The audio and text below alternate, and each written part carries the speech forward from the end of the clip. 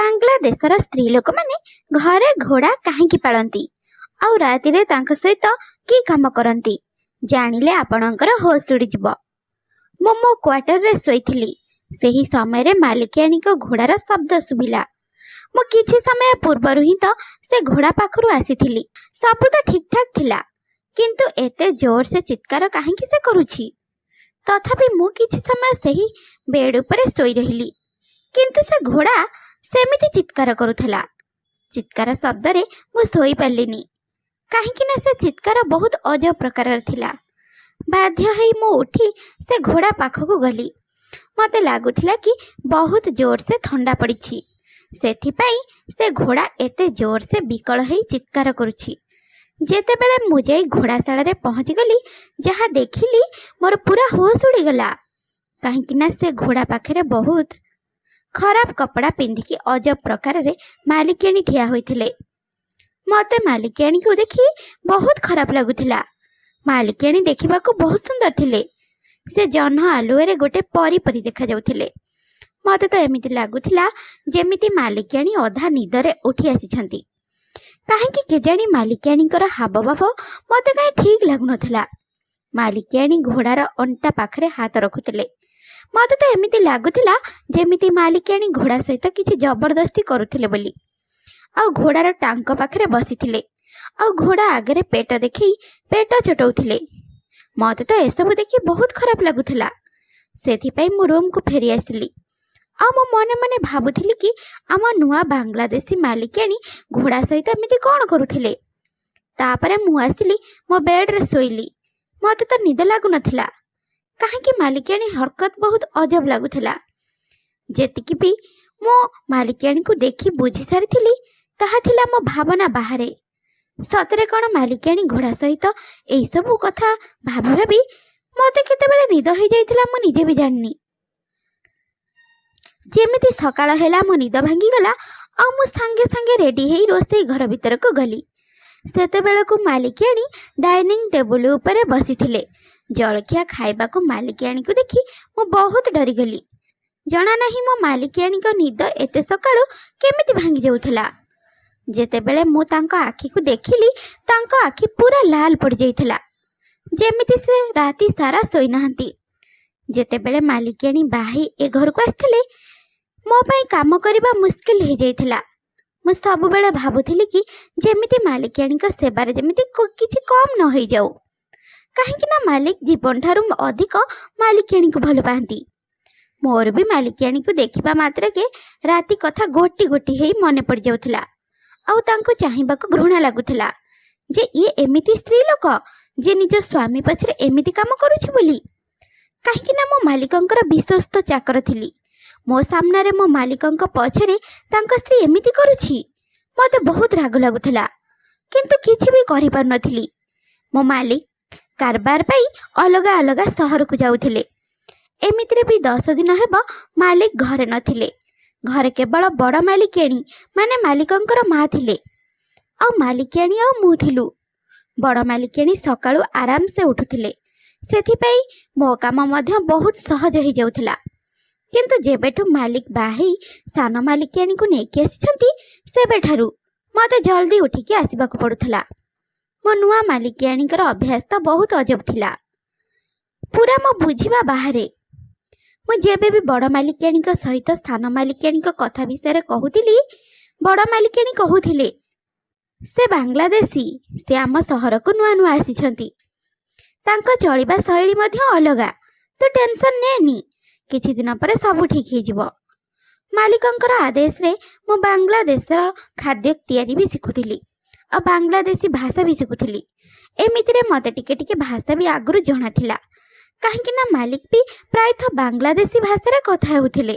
କାହିଁକି ନା ମାଲିକ ଚାହୁଁଥିଲେ କି ମାଲିକିଆଣୀକୁ ତାଙ୍କ ଦେଶ କିମ୍ବା ଘର କଥା ମନେ ନ ପଡ଼ୁ। ସେଥିପାଇଁ ମାଲିକ ତାଙ୍କ ପରିବେଶକୁ ବାଂଲାଦେଶୀ ଟାଇପ୍ର କରିଦେଇଥିଲେ। କିନ୍ତୁ ମୋ ପାଇଁ ବାଂଲାଦେଶୀ ସ୍ତ୍ରୀ ଲୋକମାନଙ୍କୁ ବୁଝିବା ବହୁତ କଷ୍ଟ ଥିଲା। ମୁଁ ଓଡ଼ିଶାରେ ଥିଲି, ଚାକିରି କରିବାକୁ ଦିଲ୍ଲୀ ଆସିଥିଲି, ଆଉ ଚାକିରି ମୋତେ ମୋ ମାଲିକ ପାଖରେ ମିଳିଗଲା। ମୋ ମାଲିକ ବହୁତ ଭଲ ଲୋକ ଥିଲେ, ଆଉ ତାଙ୍କର ବିଜନେସ୍ ମଧ୍ୟ ବହୁତ ବଡ଼ ଥିଲା। ସେଥିପାଇଁ ମାଲିକ ବହୁତ ସମୟ ବାଂଲାଦେଶରେ ରହୁଥିଲେ। ଏଠି କେବଳ ବଡ଼ ମାଲିକାଣୀ ରୁହନ୍ତି। ଏତେ ବଡ଼ ବଙ୍ଗଳାରେ ମୋର କିଛି ବି କାମ ନଥିଲା। କେବଳ ମୁଁ ବଡ଼ ମାଲିକାଣୀଙ୍କ ପାଇଁ ରୋଷେଇ କରୁଥିଲି। ସେଥିପାଇଁ ତ ମୋ ଚାକିରି ବହୁତ ଖୁସିରେ ଚାଲିଥିଲା। କିନ୍ତୁ ଦିନେ ମାଲିକ ବାଂଲାଦେଶରୁ ବାହା ହେଇକି ଚାଲି ଆସିଲେ ଆଉ କହିଲେ, ଇଏ ହେଉଛନ୍ତି ତ ସାନ ମାଲିକାଣୀ। ମୁଁ ୟାଙ୍କୁ ବାଂଲାଦେଶରେ ବାହା ହେଇ ଘରକୁ ନେଇ ଆସିଛି। ଏ କଥା ଶୁଣି ବଡ଼ ମାଲିକାଣୀ ବହୁତ ଆଶ୍ଚର୍ଯ୍ୟ ହେଇଯାଉଥିଲେ। କାହିଁକି ନା ତାଙ୍କର ଗୋଟିଏ ବୋଲି ପୁଅ ତାଙ୍କୁ ନ ଜଣାଇ ବାହା ହେଇଯାଇଛି। ସେଥିପାଇଁ ତ ପ୍ରଥମେ ବଡ଼ ମାଲିକାଣୀ ମଧ୍ୟ ଏ ବାହାଘରକୁ ସ୍ୱୀକାର କରୁନଥିଲେ। କାରଣ ବଡ଼ ମାଲିକାଣୀ କହୁଥିଲେ କି ବାଂଲାଦେଶ ସ୍ତ୍ରୀ ଲୋକ ଆମ ଭାରତର ସ୍ତ୍ରୀ ଲୋକଙ୍କ ଠାରୁ ପୁରା ଅଲଗା। ସେହି ସମୟରେ ବଡ଼ ମାଲିକାଣୀକୁ ମାଲିକ ବୁଝେଇଲେ। ପୁଅର ଖୁସି ପାଇଁ ବଡ଼ ମାଲିକାଣୀ ବୋହୂ ବୋଲି ସ୍ୱୀକାର କଲେ। କିନ୍ତୁ ବଡ଼ ମାଲିକାଣୀ ଯାହା ସନ୍ଦେହ କରୁଥିଲେ ଠିକ୍ ସେଇଆ ହିଁ ହେଲା। ଘରର ମାହୋଲ ପୁରା ବଦଳିଗଲା। କେବେ ଫିଟିକିରି ଟେଳା ମଗାଉଥିଲେ ତ ଆଉ କେତେବେଳେ ଅଲିଭ ଅଏଲ୍ ମଗାଉଥିଲେ। ଦିନ ଯାକ ରୁମ୍ ଭିତରେ କିଛି ନା କିଛି କରୁଥିଲେ। ଦିନେ ମାଲିକ କାମ ସାରି ଆସି ଘରେ ପହଞ୍ଚିଥିଲେ। ସାନ ମାଲିକାଣୀ କହିଲେ, ମୋର ଘୋଡ଼ା ଦରକାର, ଘୋଡ଼ା ବିନା ମୁଁ ରହିପାରୁନି। କିନ୍ତୁ ମାଲିକ ସଫା ମନା କରିଦେଲେ ଆଉ କହିଲେ, ମୋତେ ପଶୁଜନ୍ତୁ ଘରେ ପାଳିବାକୁ ପସନ୍ଦ ନୁହେଁ। ଯଦି ଘୋଡ଼ା ତମର ପସନ୍ଦ ତାହେଲେ ତମେ ମୋ ସାଙ୍ଗରେ ଘୋଡ଼ା ପାଖକୁ ଯାଇପାରିବ। ଏକଥା ଶୁଣି ମାଲିକାଣୀ ଜୋର ସେ କାନ୍ଦିଲେ ଆଉ କହିଲେ, ତମେ କେମିତି ଜାଣିବ ଆମେ ବାଂଲାଦେଶୀ ସ୍ତ୍ରୀ ଲୋକମାନେ ଘୋଡ଼ା ବିନା ରହିପାରିବୁନି? ଏମିତିରେ ତ ତମେ ପ୍ରାୟ ସମୟ ବାହାରେ ରହୁଛ, ତମର କ'ଣ ଅସୁବିଧା? ଘୋଡ଼ାର ଦେଖଭାଲ ମୁଁ କରିବି, କିନ୍ତୁ ମୋତେ ଯେମିତି ହେଲେ ଘୋଡ଼ା ଦରକାର। ସେଦିନ ମୋତେ ବି ଜଣାପଡ଼ିଲା କି ସାନ ମାଲିକାଣୀକୁ ଓଡ଼ିଆ ବି ଜଣା। ତାପରେ ମାଲିକ ଅନିଚ୍ଛା ସତ୍ତ୍ୱେ ମଧ୍ୟ ଗୋଟେ କଳା ରଙ୍ଗର ଘୋଡ଼ା କିଣିକି ଦେଲେ ଆଉ କହିଲେ କି ସେ ଘୋଡ଼ାକୁ ଘର ପଛପଟେ ରଖିବା ପାଇଁ। ସାନ ମାଲିକାଣୀ ସେ ଘୋଡ଼ାକୁ ଦେଖି ଏତେ ଖୁସି ହେଇଗଲେ ଯେମିତି ତାଙ୍କୁ କିଛି ମୂଲ୍ୟବାନ ଜିନିଷ କି ଖାସ୍ ଜିନିଷ ମିଳିଯାଇଛି। ମାଲିକାଣୀକୁ ଦେଖି ମୋତେ ଲାଗୁଥିଲା କି ମାଲିକାଣୀ ବୋଧେ ତାଙ୍କ ସଉକ ପୂରା କରିବାକୁ ଘୋଡ଼ା ମଗାଉଥିଲେ, ନଚେତ୍ ବାଂଲାଦେଶୀ ସ୍ତ୍ରୀ ଲୋକମାନେ ଘୋଡ଼ା ରଖିବାକୁ ଭଲ ପାଆନ୍ତି ବୋଲି। କିନ୍ତୁ ମୋତେ କ'ଣ ଜଣାଥିଲା କି ବାଂଲାଦେଶୀ ସ୍ତ୍ରୀ ଲୋକମାନେ ଘୋଡ଼ା ସହିତ କ'ଣ କରନ୍ତି ବୋଲି? ସାନ ମାଲିକାଣୀ ଘରକୁ ଆସିବା 1.5 ମାସ ହେଇଗଲାଣି। ମାଲିକ ପୁଣି ଥରେ ବାଂଲାଦେଶ ବାହାରିଛନ୍ତି। ମାଲିକାଣୀ ବି ମାଲିକଙ୍କ ସହିତ ବାଂଲାଦେଶ ଯିବା ପାଇଁ ବାହାରିଥିଲେ। କିନ୍ତୁ ମାଲିକ ମନା କଲେ ଯେ ତମେ ଏଠି ରୁହ, ଏ ପରିବେଶ ସହିତ ଖାପ ଖୁଆଇ ଚଳ। ମାଲିକଙ୍କ କଥା ଶୁଣି ମାଲିକ ରହିଗଲେ ଆଉ ଘୋଡ଼ା ସହିତ ସମୟ କାଟିଲେ। ମାଲିକାଣୀ ସବୁ ଗରମ ଜିନିଷ ଖାଉଥିଲେ। ମୁଁ କେବେ ବି କେଉଁ ସ୍ତ୍ରୀ ଲୋକକୁ ଏମିତି ଖାଇବାର ଦେଖିନଥିଲି। ସେ ତାଙ୍କ ସୌନ୍ଦର୍ଯ୍ୟର ବହୁତ ଧ୍ୟାନ ରଖୁଥିଲେ ଆଉ ତାଙ୍କର ପ୍ରତି ମୁହୂର୍ତ୍ତରେ ସେ ଘୋଡ଼ା ସାଙ୍ଗେ କଟାଉଥିଲେ। ଆଉ ସେ ଯେତେବେଳେ ଘୋଡ଼ା ପାଖରେ ରହୁଥିଲେ ସେ ସମୟରେ ସେଠିକି କାହାକୁ ଯିବା ପାଇଁ ଅନୁମତି ନଥିଲା। ମାଲିକ ଏପର୍ଯ୍ୟନ୍ତ ହେବ ଘରକୁ ଆସିନାହାନ୍ତି। ଦିନେ ମୁଁ ଶୋଇଥିବା ସମୟରେ ଘୋଡ଼ାର ଚିତ୍କାର ଶୁଭିଲା। ମୁଁ ଘୋଡ଼ା ପାଖକୁ ଗଲି ଆଉ ସେଠି ଯାଇ ଯାହା ଦେଖିଲି ମୋର ତ ମୁଣ୍ଡ କିଛି କାମ କରୁନଥିଲା। କାହିଁକି ନା ମାଲିକାଣୀ ଘୋଡ଼ା ସହିତ ଥିଲେ ଆଉ ଘୋଡ଼ାର ଆଣ୍ଠୁ ପାଖରେ ବସିଥିଲେ। ଆଉ ମୁଁ ସାଙ୍ଗେ ଏସବୁ ଦେଖି ଚାଲି ଆସିଲି। ମୁଁ ଏତେ ବି ଓଲା ନଥିଲି ଯେ ମାଲିକାଣୀ ଘୋଡ଼ା ସହିତ କ'ଣ କରୁଥିଲେ ମୁଁ ବୁଝିପାରିବିନି। ତା ପରଦିନ ଯେତେବେଳେ ଘୋଡ଼ାର ଚିତ୍କାର ଶୁଣିଲି ସାଙ୍ଗେ ମୁଁ ମୋ କ୍ୱାର୍ଟରରୁ ବାହାରି ଘୋଡ଼ାଶାଳାକୁ ଆସିଲି। ଦେଖିଲି ଆଜି ବି ମାଲିକାଣୀ ଘୋଡ଼ା ଆଣ୍ଠୁ ପାଖରେ ବସିଥିଲେ ଆଉ ଘୋଡ଼ା ମାଲିକାଣୀଙ୍କ ମୁହଁକୁ ଚାଟୁଥିଲା। ଏମିତି ଲାଗୁଥିଲା ଯେମିତି ଘୋଡ଼ା ମାଲିକାଣୀଙ୍କ ସହିତ କଥା ହେଉଛି। ତାପରେ ମାଲିକାଣୀ ଘୋଡ଼ାକୁ ଆଉଁସିଲେ ଆଉ ଆଗକୁ ଯାହା ହେଲା ମୋର ମୁଣ୍ଡ ତ କିଛି କାମ କଲାନି। ମୁଁ ଜାଣିପାରିଲି କି ମାଲିକାଣୀ ଏଇଥିପାଇଁ ଘୋଡ଼ା ଆଣିବାକୁ ମାଲିକଙ୍କ ପାଖରେ ଜିଦ୍ କରୁଥିଲେ। ମୋ ମାଲିକାଣୀ ଯାହା କରୁଥିଲେ ମୁଁ ଆଜି ପର୍ଯ୍ୟନ୍ତ କେବେ ହେଲେ ଦେଖିନଥିଲି। ତାପରେ ମୁଁ ମୋ କ୍ୱାର୍ଟରକୁ ଚାଲି ଆସିଲି। ମୁଁ ବୁଝିପାରୁନଥିଲି ଏ ବିଷୟରେ ମାଲିକଙ୍କୁ କହିବି କି କହିବିନି। ମାଲିକ ଘରକୁ ଫେରିବାକୁ ଆଉ ଗୋଟେ ସପ୍ତାହ ବାକି ଅଛି। ମୁଁ ଦେଖିବାକୁ ଚାହୁଁଛି ଏ ସପ୍ତାହରେ କ'ଣ ହେଉଛି। ତା ପରଦିନ ରାତିରେ ଯେତେବେଳେ ମାଲିକାଣୀ ଘୋଡ଼ା ପାଖରୁ ଫେରି ତାଙ୍କ ରୁମ୍କୁ ଯାଉଥିଲେ ସେହି ସମୟରେ ମୁଁ ପାଦ ଚିପି ଯାଇ ତାଙ୍କ ରୁମ୍ ପାଖରେ ପହଞ୍ଚିଗଲି ଆଉ ଯାହା ଦେଖିଲି ମୋ ପାଦ ତଳୁ ମାଟି ଖସିଗଲା। କାହିଁକି ନା ସେ ରୁମ୍ ଭିତରେ ବହୁତ ଖରାପ ହରକତ କରୁଥିଲେ। ସେଥିପାଇଁ ତାଙ୍କୁ ଅଧରାତିରେ ଘୋଡ଼ାର ସାହାରା ନେବାକୁ ପଡ଼ୁଥିଲା। ଯେମିତି ସକାଳ ହେଲା ମୁଁ ବଡ଼ ମାଲିକାଣୀକୁ ସବୁ କହିଦେଲି। ବଡ଼ ମାଲିକାଣୀ କହିଲେ, ମୁଁ ଆଉ କ'ଣ କରିବି? मो पुओ तो निज पसंद करी आनिछि। मु एई किछि दिन भितर जानिगलेनी कि ये सीधा साधा झियो नुहे। से केवल तो मालिकर पैसा रे देखिकी बाहा ହେଇछि। तो मालिक को बाहाई जेबे तो मालिक पाखरे पैसार कम हो से दिन सीधा छाड़ी चली जीव। और एक कथा जदि मु मो पुओ को कहबी हुए तो मो पुओ मो पाखरु सबुदिन दूरे जीव। तापरे मु अपेक्षा करिकी रहिली मालिकंकु। एमिति सबुदिन राति रे चलिला। मु सबुदिन घोड़ार चित्कार शुणिली। मु बुझी पारनथिली कि मालिकाणी काहींकि एमिति करूछंती। जेमिति गोटे सप्ताह हेला मालिक घर को आसिले और मालिकाणी जाबुड़ी धरिले। मु बुझी पारनथिली कि मालिकों को कहबी कि कहबिनी। मालिक जदि मो कथा विश्वास करिवेनी ताहले मते चाकरीरु बाहर करदेबे। जेमिति संध्या हेला मालिक सबुथर परी मते पाखकु डाकी मते घर कथा पचारले।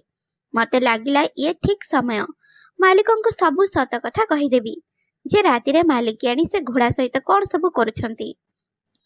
मो कथा सुनी मालिक कहिले, तू ये कौन कहूछु?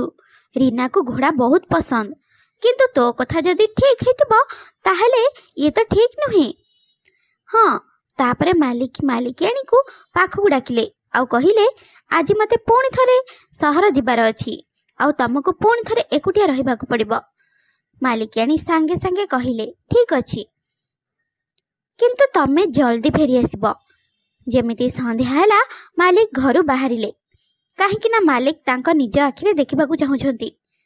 मालिक घरु बाहरी पछपट दे मो क्वार्टर रे जाई रहिले। संध्या हेला मो क्वार्टर को गली। मालिकं को देखि आश्चर्य हो गली। जेमिति राति अध हेला धीरे धीरे घोड़ार चित्कार सुभिला। मालिक सांगे सांगे गले घोड़ाशाला को। आउ सेठी जहा देखिले मालिकं को मुंड काम कलानी। काहेकि ना मालिकियाणी घोड़ा पाखरे बसिथिले और घोड़ा मालिकियाणी को मुह को चाटुथला। सेही समय रे मालिक रागिकी मालिकियाणी को पचारले, ए सब कौन चली? मालिकियाणी मालिकं को राग देखी जोर से कांदिबाकु लागिले और कांदी कांदी जो कथा कहिले आम मुंड किछि काम कलानी। मालिकियाणी कहिले, जेतेबेले मो बाहे ए घर को आसिली एठी सब किछि मो पई नुआ थिला। तुमे भी प्राय समय बाहर रुह। दिने मते मो सासुमा डाकिकी कहिले कि तो स्वामीर बहुत झियो मानक सहित संपर्क अछि। जदि किए तो छुआर माँ हो जाए ताहले तू कौन करिबू? एक कथा सुनी मु पूरा डरी जाइथिली। काहेकि ना मु तो तम पई सब किछि छाड़ी एठिकी तम सहित चली आसीछि। आउ तमे जदि मते धोखा दियो ताहले मु पूरा बेसहारा हो जिबी। सेही समय रे माँ मते कहिथिले, जदि गोटे घोड़ा को भल पाइबा देई ता लांजरू चुटी छिंडेई आनी तकिया तले रखिबू ताहले तू जल्दी माँ हो जिबू आ मो पुओ तो काबुरे रहिबो। सेथिपई तो मु मिछ कहिकी घोड़ा मागिथिली कि मो बांग्लादेश स्त्री आ बांग्लादेश स्त्री लोक माने घोड़ा बिना रही परिबेनी। एई कथा कही मालिकाणी कांदिले। ता माने ए सब बड़ मालिकाणी जानी सुनी करुथिले। काहेकि ना से जानिथिले जे घोड़ाशाला मो क्वार्टर पाखेरे आ मालिकंकर विश्वस्त चाकर होछि मु। मालिकियाणी घोड़ा सहित एमिति समय काटिले मते जेमिति हेले जना पड़िबो आ मु निश्चिंत भावे मालिकं को कहिदेबी। आ बड़ मालिकियाणी सान मालिकियाणी को ऊपरे दोष लदी घर बाहर कर देबे। एई भली भावे सान मालिकियाणी आ मु बड़ मालिकियाणी को कथारे पड़ जाइथिलु। एबे सबु सत मालिकं को सामना को आसी जाइथिला। मो मुंड मालिकं को आगे सबुदिन पई नई जाइथिला, किंतु मालिक मते क्षमा करदेले। काहेकि ना असल दोषी मु नथिली, तांको माँ थिले। सत कथा हेला तांको माँ सान मालिकियाणी को पसंद करनथिले, किंतु किछि दिन परे सान मालिकियाणी बड़ मालिकियाणीकर सेवा करी तांको मन जीतिथिले। तो श्रोता बंधु माने आशा करुछि आजर एही कहानीटी आपण मानकु निश्चित पसंद आस्थिबो। आ पसंद आसीथिले वीडियो को लाइक शेयर और चैनल को सब्सक्राइब करबा को बिल्कुल भी भूलंतु नहीं। तेबे आज पई रहुछि बाय। पुणी देखा हबो आउ एक सुंदर कहानी सहित आउ एक नया वीडियो रे। धन्यवाद।